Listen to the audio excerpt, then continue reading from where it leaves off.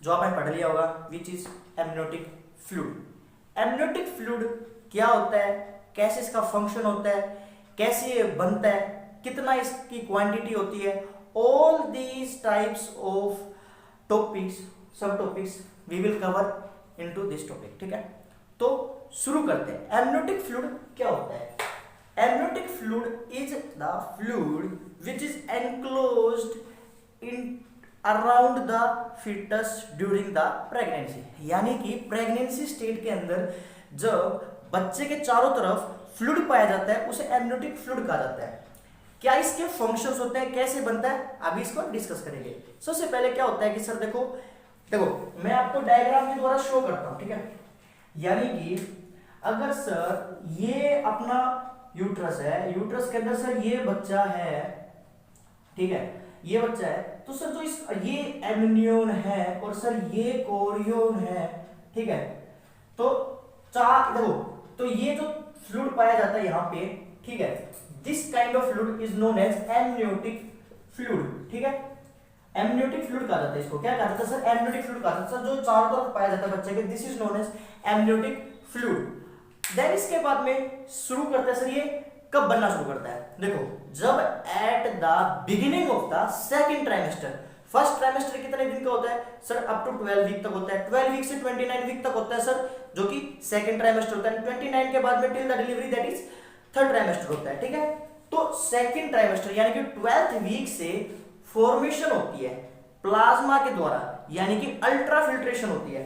ठीक है भाई, देखो क्या होता है कि अल्ट्रा फिल्ट्रेशन होती है, किसके द्वारा होती है सर? जो मदर का प्लाज्मा होता है। ठीक है, ब्लड के दो कंपोनेंट होते हैं। ठीक है, ब्लड के दो कंपोनेंट होते हैं सर, एक तो होता है sir plasma and the second one is sir जो आरबीसी, डब्ल्यूबीसी, प्लेटलेट, सर जो उसका सेल कंपोनेंट हो जाता है वो अलग होता है। तो सर जो ये प्लाज्मा होता है सर, दिस प्लाज्मा से अल्ट्रा फिल्ट्रेशन होती है, बच्चे के अंदर जाके वहां पे फ्लूइड का कंपोजिशन बनता है, वहां पे फ्लूइड की अमाउंट बढ़ती है, that is ultra diffusion, ultra filtration of the plasma. उससे एमनियोटिक फ्लूइड का जो मात्रा बढ़ती है। प्लस में लंग्स का भी कुछ क्या नाम है उसके अंदर वो होता है, पार्ट होता है, वो भी अपना पार्ट शो करता है। कौन सर? लंग्स के अंदर जो थोड़ा सा फ्लूइड होता है वो भी अपना उसके अंदर डालता है। प्लस में और भी अदर्स होते हैं छोटे बहुत, बट मेजोरिटी ऑफ के अंदर तो स्टार्टिंग के अंदर तो सर प्लाज्मा से बनता है। ठीक है, किससे बनता है सर? ये ले लिया। तो सर अपने पास में स्टार्टिंग के अंदर जो फ्लूइड बनता है दैट इज फ्रॉम प्लाज्मा से बनता है। ठीक है, that is from plasma at 12 week. ठीक है, 12th वीक के ऊपर प्लाज्मा से बन गया। देन उसके बाद में सर ये 20th वीक तक होते होते, ठीक है सर, 20th वीक तक होते होते सर इसके अंदर क्या होता है सर? इसके अंदर कुछ नहीं होता, चेंजमेंट आता है स्किन के अंदर, उसकी हो जाती है सर कॉर्निफिकेशन।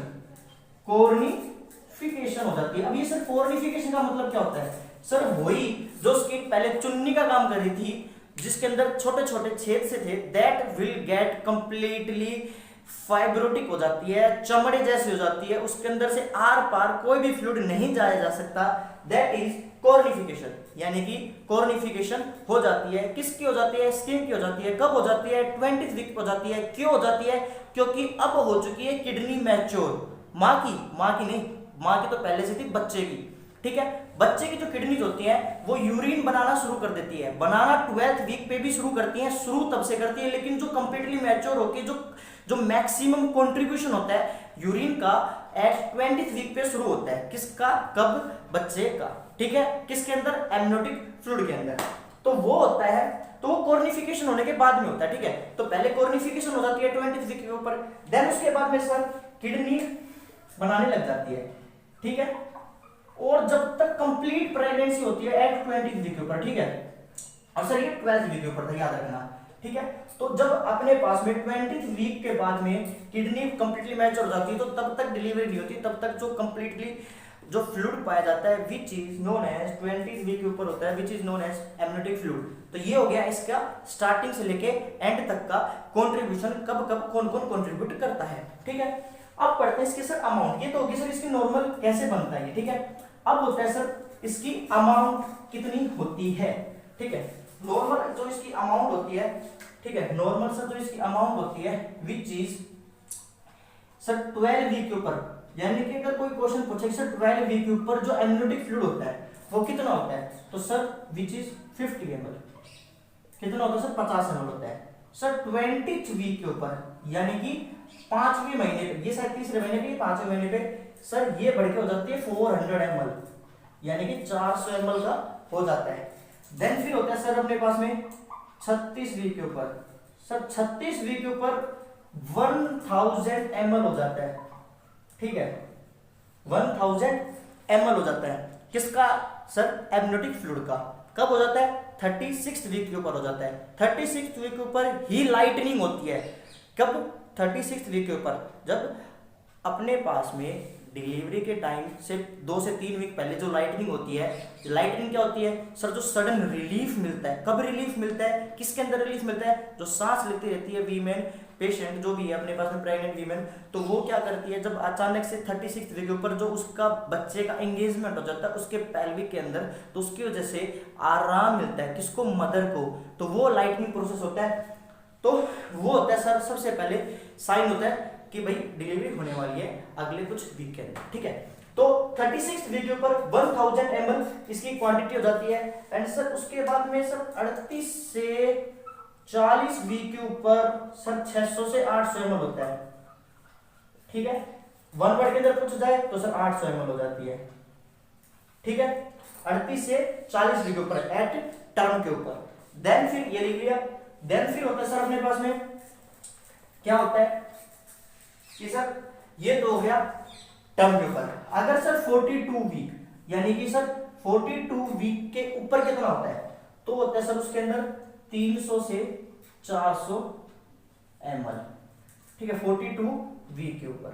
और अगर ग्रेटर देन 42 वीक रह गया है तो भैया फिर बचेगा उसके अंदर 200 से 300 या फिर 200 ml बचता है मैक्सिमम, ठीक है 200 ml बचता है। वैसे जो टर्म प्रेग्नेंट स्टेट होती है सर वो होती है सर अपने पास में 38 से 40 वीक के ऊपर, ठीक है। ये टर्म प्रेगनेंसी होती है, इसके ऊपर हमेशा डिलीवरी हो जाती है इस वीक के अंदर, ठीक है।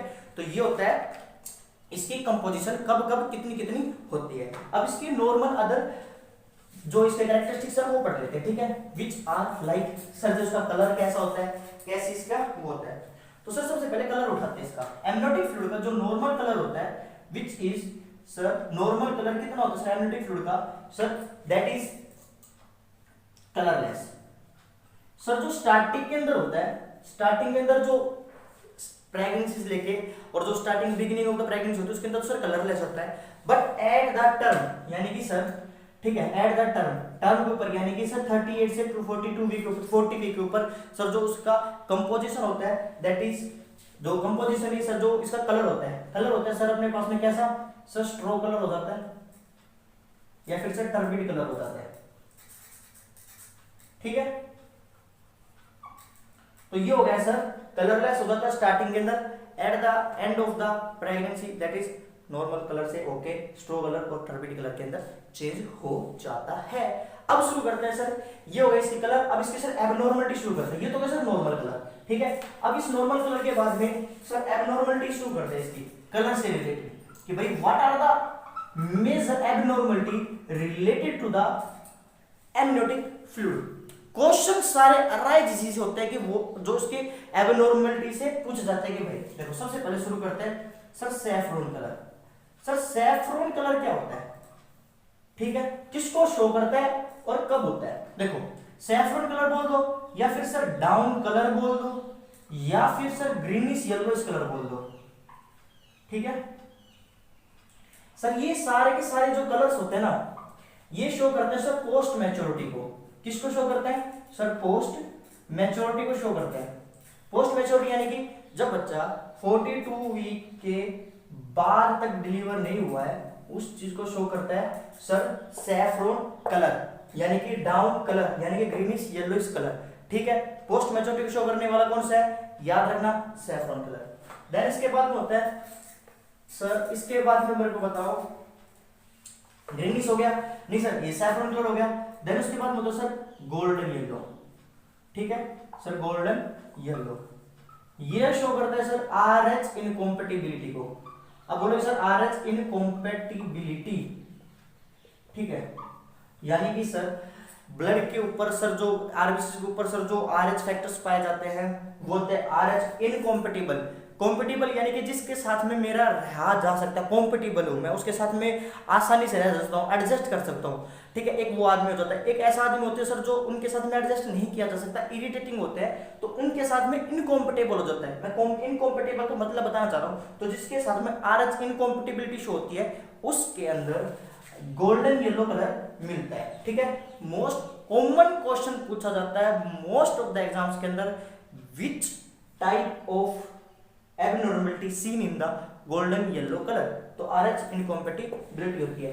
मदर का ब्लड नेगेटिव एंड बच्चे का फिटस का सर पॉजिटिव, ये होता है सर इसका सिनेरियो, ठीक है। ये अलग से टॉपिक आता है आरएच इनकॉम्पेटिबिलिटी का, ये भी इंपॉर्टेंट है, ठीक है। इससे रिलेटेड एक बात बता देता हूं सर, 28 से 32 वीक के ऊपर सर रो एंटीडी दी जाती है सर, गामा ग्लोबिन्स होते हैं, आयन दिए जाते हैं सर, 1500 इंटरनेशनल यूनिट दिए जाते हैं सर, या फिर 300 माइक्रोग्राम दिए जाते हैं, तो याद रखना। और सर डिलीवरी होते के साथ में विद इन 72 आवर्स क्या दिए जाते हैं सर, यही वापस रिपीट की जाती है sir, with in 72 hour after the delivery, that is sir rho anti D दी जाती है, ठीक है, टू प्रिवेंट आरएच इनकॉम्पेटिबिलिटी। किसको दी जाती है, मदर को दी जाती है, बच्चे को नहीं दी जाती, ठीक है।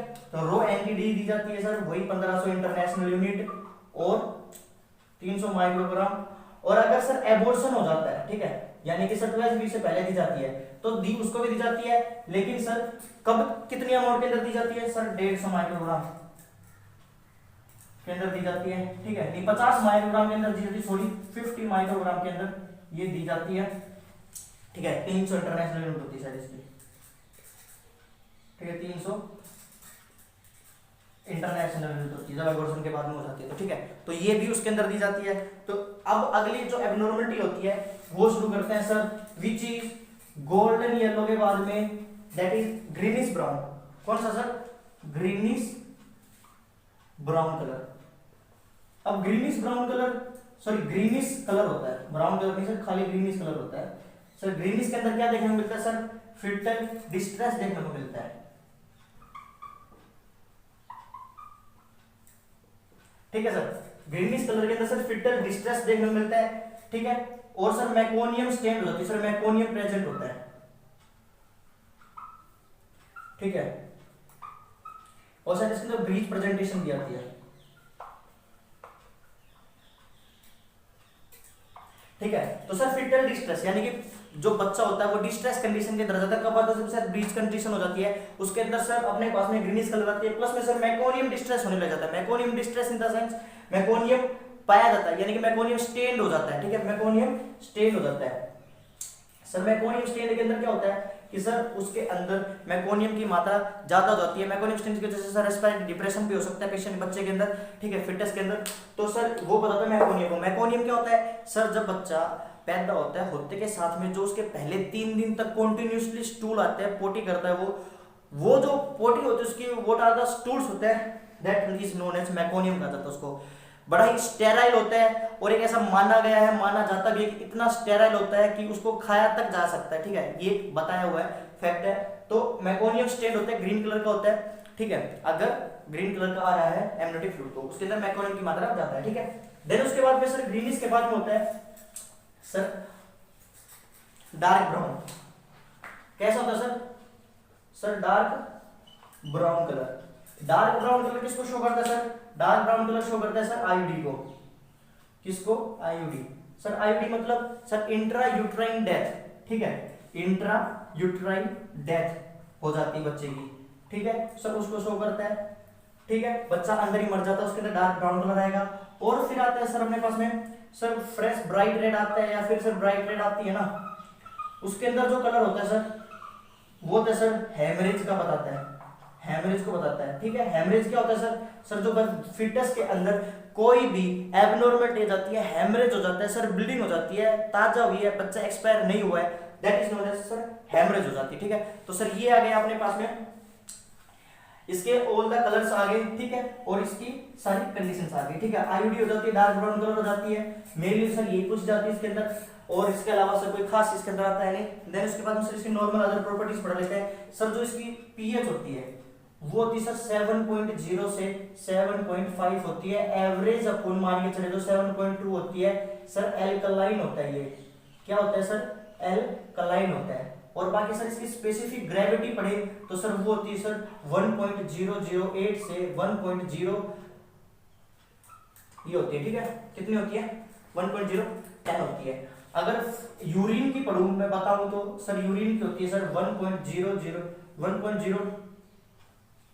1.10 से 1.025 होती है, ठीक है सर, ये यूरिन की होती है। और सर ब्लड की बताऊं मैं, सर ब्लड की होती है 1.052, ठीक है सर, ये होती है ब्लड की स्पेसिफिक ग्रेविटी। सर इसकी ओस्मोलैरिटी कितनी होती है सर, ओस्मोलैरिटी कितनी होती है सर, सर 250 ओस्मोल पर लीटर करके सर इसकी ओस्मोलैरिटी होती है। सर स्पेसिफिक ग्रेविटी क्या होती है, अगर मैं किसी भी दो चीजों को डालता हूं तो जो चीज नीचे जल्दी पहले आएगी ऑब्वियस बात है, जो भारी चीज होगी वो जल्दी नीचे आएगी। कागज को छोड़ूंगा और एक मेटेलिक चीज को छोड़ूंगा तो मेटेलिक चीज पहले आएगी, क्योंकि स्पेसिफिक ग्रेविटी ज्यादा है, प्रश्न ज्यादा है, यानी कि गाढ़ापन है तो ज्यादा नीचे जल्दी आएगी। तो that is not specific gravity. इसकी कितनी होती है, यूरिन कितनी होती है, मोस्ट कॉमन क्वेश्चंस यूरिन की भी पूछी जाती है। और सर इसकी ओस्मोलैरिटी 250 ml पर ओस्मोल पर लीटर होती है, ठीक है। तो सर ये हो इसकी नॉर्मल कैरेक्टरिस्टिक्स, ठीक है। और बाकी सर बनता कब है सर, ये देखो सर बनता in the sense sir formation कितने रेट से बनती है, सर फॉर्मेशन होती है सर इसकी 1 cc पर ml, 1 ml, यानी कि एक मिनट के अंदर 1 cc बनता है, ठीक है, 1 cc पर 1 मिनट, ठीक है, यानी कि सर 1 cc 1 मिनट के अंदर बनता है। 500 cc पर हावर बनता है। 1 cc is equal to 1 ml होता है सर, ठीक है, याद रखना। ये इसकी सर इसकी रेट ऑफ फॉर्मेशन होती है, ठीक है, इस स्पीड से बनता है। अब इसके सर लास्ट के अंदर जो टॉपिक आता है विच इज कंपोजिशन पढ़ लेते हैं। क्या पढ़ लेते हैं सर, इसका कंपोजिशन, कि भाई कितना कंपोजिशन होता है इसका।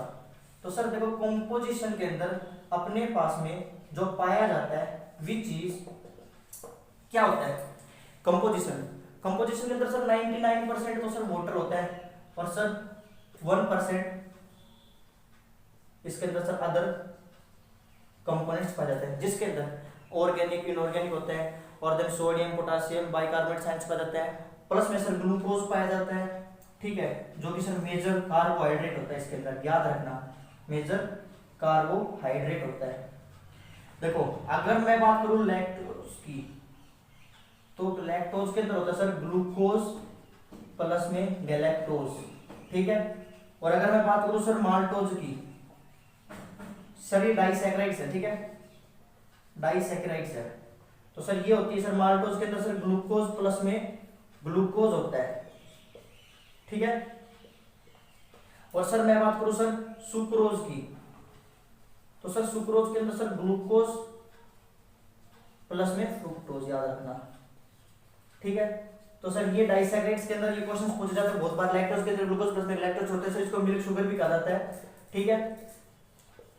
और सर माल्टोज के अंदर सर ग्लूकोज प्लस में ग्लूकोज होता है, और सर सुक्रोज के अंदर ग्लूकोज प्लस में फ्रुक्टोज होता है। तो ये हो गया सर इसकी कंपोजिशन हो गई, ठीक है। आसान सी है, ज्यादा इसके अंदर हार्ड नहीं, कुछ भी याद रखने का, याद रख लेना इसको।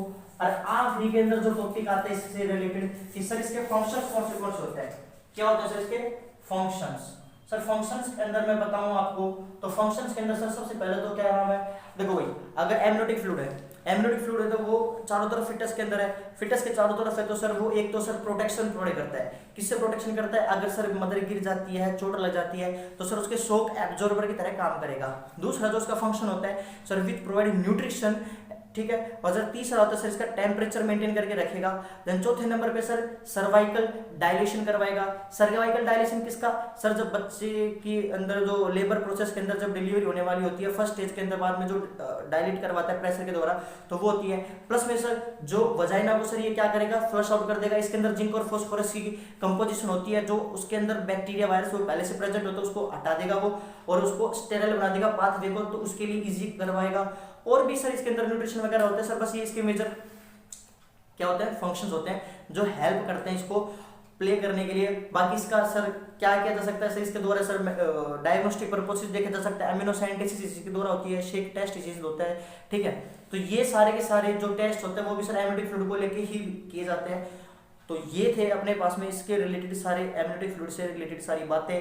आई होप आपको कुछ नया पता चला होगा। अगर नहीं भी पता चला तो मेरे को बताना, वो क्या पता था, जो भी था आपको पता उसके अंदर मेरे को कमेंट करके बताना। और बाकी इंस्टा पे मेरे को फॉलो कर सकते हो मेडिकल साइंस। और कोई भी कंफ्यूजन हो या फिर कोई और टॉपिक से रिलेटेड आपको वीडियो चाहिए तो मेरे को बता देना। एक टॉपिक एक बात मैं बताना वो भूल गया, अगर इसका ज्यादा लेवल बढ़ जाता है तो सर 2000 ml से ज्यादा हो जाता है लेवल तो पॉलीहाइड्रोएमनियोज कहते हैं, और अगर 200 ml से कम हो जाता है एमनियोटिक फ्लूइड तो उसको ओलिगोहाइड्रोएमनियोज कहते हैं, ठीक है। याद रखना ये दो टर्म को। और बाकी नेक्स्ट वीडियो के अंदर और बढ़िया सी इंटरेस्टिंग वीडियो बनाते हैं, और मेरे को कमेंट करके बताना कोई और वीडियो आपको चाहिए और कंफ्यूजन हो रहा हो किसी टॉपिक से।